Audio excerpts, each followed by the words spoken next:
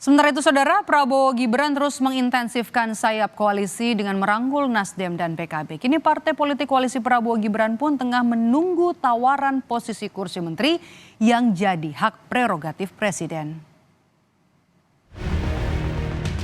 Kita sepakat bahwa kita akan kerjasama untuk sebesar-besarnya kepentingan rakyat Indonesia. Semua kekuatan yang bisa bergabung untuk bekerja untuk rakyat, memberi suatu pemerintahan yang kuat dan efektif. Koalisi kuat untuk rakyat, begitu kata Presiden terpilih Prabowo Subianto dalam upaya merangkul sebanyak-banyaknya partai politik. Nasdem, PKB jadi dua partai politik di luar koalisi Prabowo Gibran yang kini terang-terangan merapat. Usai merapat, tentu yang jadi pertanyaan, bagaimana komposisi menteri di kabinet Prabowo Gibran?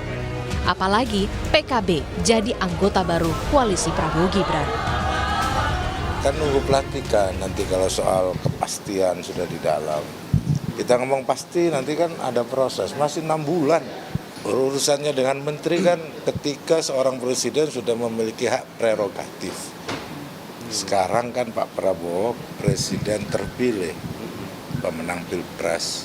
Nanti tanggal 20 Oktober beliau menjadi presiden sekaligus kepala negara yang memiliki hak prerogatif untuk mengangkat menterinya.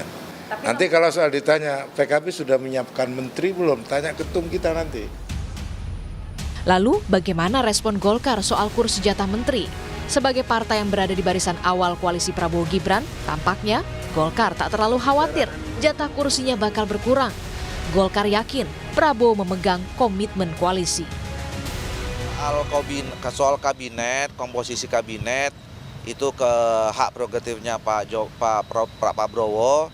Saya yakin Pak Prabowo sudah paham, punya rumusan sendiri, ya siapa-siapa saja, dari mana saja, berapa banyak dari mana saja partai politiknya gitu. Usai Prabowo Gibran ditetapkan KPU jadi pemenang Pilpres 2024, Nasdem dan PKB kompak merapat. Mungkinkah Nasdem dan PKB mendapat kursi menteri di tengah koalisi Prabowo Gibran yang semakin kuat? Tim Liputan, Kompas TV.